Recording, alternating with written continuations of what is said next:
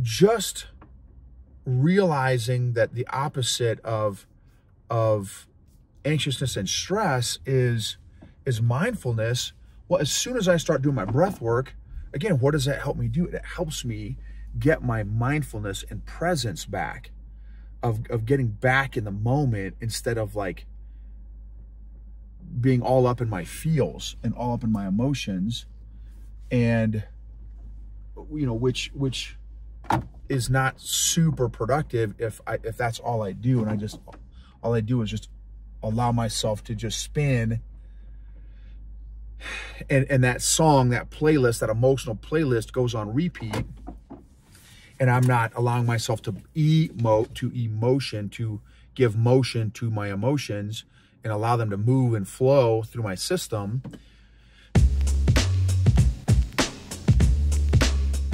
Welcome to the EQ Gangster podcast, where you will learn practical tools to grow your mental and emotional health and intelligence to be the best version of yourself, both at work and at home. It is real, raw, and transformational.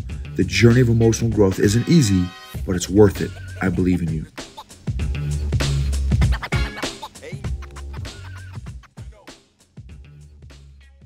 EQ Gangsters, heard a fire lesson that really stood out to me recently on social media, and I don't remember the gentleman's name, but he said that the opposite of anxiety and stress is not being relaxed.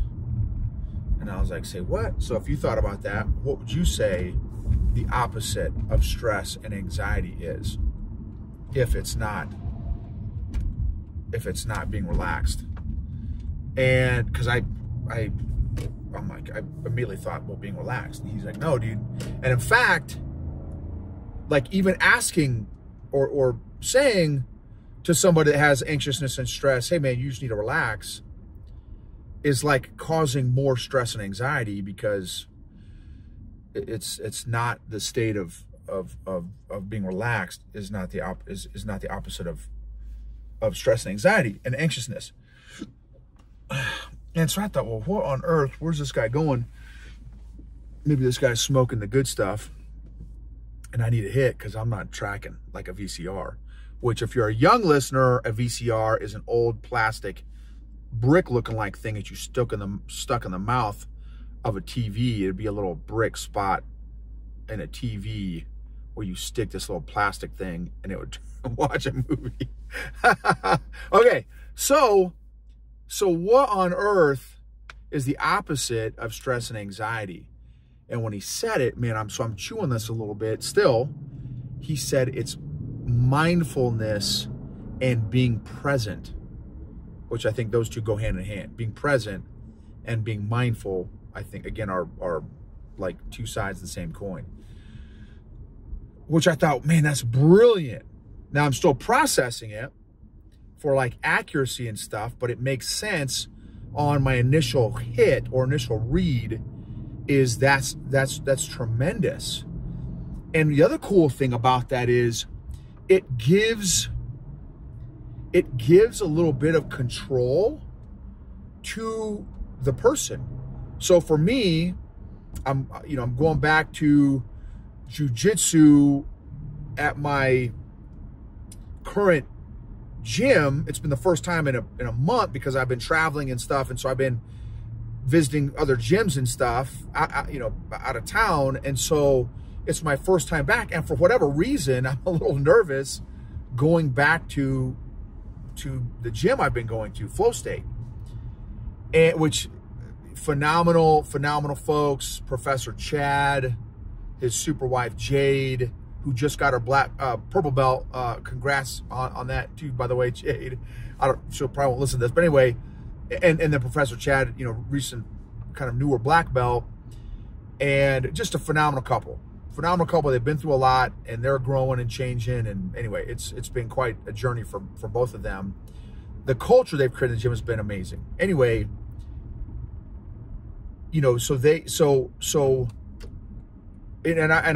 talked to Jade specifically about, she's in a great kind of growth journey on a lot of this mindfulness and being present and everything. And So, you know, but coming to my first time back in a few weeks, I'm a little nervous. I'm feeling some butterflies and feeling a little bit of anxiousness and tightness in my chest and a little lighter, shallower breath. And so I'm like, no, what on earth? What is going on here? Why on earth am I feeling a little bit nervous and anxious and stuff? And I've also been rolling. So it's not like I haven't been rolling over the past month. Now, I haven't been 6 nights a week because of all this travel trips I've been doing and evening business stuff that I've been doing. And so I haven't been as consistent over this past month as I normally am. And so what have I been doing on my way to jiu-jitsu is, well, 2 things. One is I started doing my breath work, which that has been a game changer for me in my emotional growth journey, is the breath work. That's been super, super, super helpful. And then the other thing that has been really helpful is, for me, is external processing. So just doing a podcast episode is allowing me to externally process where my emotions are at, what my emotions are. So, you know, acknowledge my, you know, APED. And allowing myself to feel, okay, what am I feeling? I'm feeling anxious. I'm feeling a little nervous. I'm feeling some butterflies. I'm feeling a little, you know, butterflies on my chest. So great. That's super cool. It's fine. It's been a little while. All right, cool. Allow myself to feel that stuff. Give myself permission to feel. And then I'm not going to write it down, obviously, right now because I'm driving. But now I'm discussing it, right? I'm discussing it. I'm processing it, which is how I like to process. A lot of stuff is externally. And internally too. I'm getting better at that as well. And so just realizing that the opposite of anxiousness and stress is mindfulness. Well, as soon as I start doing my breath work, again, what does that help me do? It helps me get my mindfulness and presence back, of getting back in the moment instead of like being all up in my feels and all up in my emotions, and you know, which is not super productive if that's all I do, and all I do is just allow myself to just spin, and that song, that playlist, that emotional playlist goes on repeat, and I'm not allowing myself to emote, to give motion to my emotions and allow them to move and flow through my system.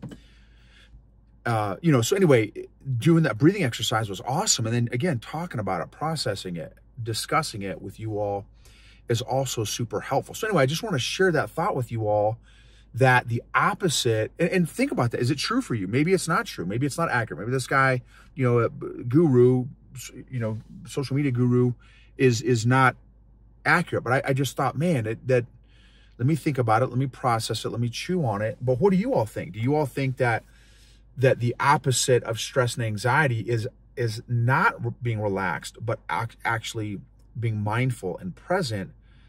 Because the other thing too, the other kind of thought is like, again, I'm just externally processing. It feels like to me that I have a little more control over being mindful and present than I am over being relaxed. But I think that on the heels of mindfulness and being present, at some point will come a better state or a more relaxed state. And anyway, that's my hypothesis. I don't know if that's accurate or true or not. But anyway, also, I just want to state this again too, because by the time this episode drops, I am hoping that the Jason Van Camp episode will have already dropped, and it should. Please check out that interview that I did with Jason Van Camp. He's the author of Deliberate Discomfort. He's also the CEO of Mission 6.0, and he's also the founder of the nonprofit Warrior Rising. And I'd love to hear your feedback. If you could send me on social media, hit me up on Instagram, on LinkedIn, on Facebook, on YouTube, whatever you're, I'd love to hear your feedback, because I'd love to pass that feedback on to Jason He delivered some really phenomenal skinny. So I'd love to hear kind of what your guys' insights are, or thoughts, or questions, or whatever feedback is for his, for that particular episode. I think it's going to be episode 363. Episode 363. So if you could go back and check that episode out, and again, give me some feedback on that, it would really mean a lot. Thank you again for being a part of this journey. Share, subscribe, rate, review. Just again, very thankful for you all. Love being on this growth journey with you guys. Thank you for your patience with me as well. And yeah, I've got so much more stuff to share with you guys. I'm excited too about that, the growth and the lessons. This episode is sponsored by Classical Conversations. Since 1997, Classical Conversations has been equipping families like yours with the resources to homeschool with confidence, following a classical curriculum rooted in a Christ-centered worldview alongside other families in a local community. Homeschooling is doable with Classical Conversations. Check out classicalconversations.com/Gibbons for more information. Again, that's classicalconversations.com/Gibbons, Gibbens.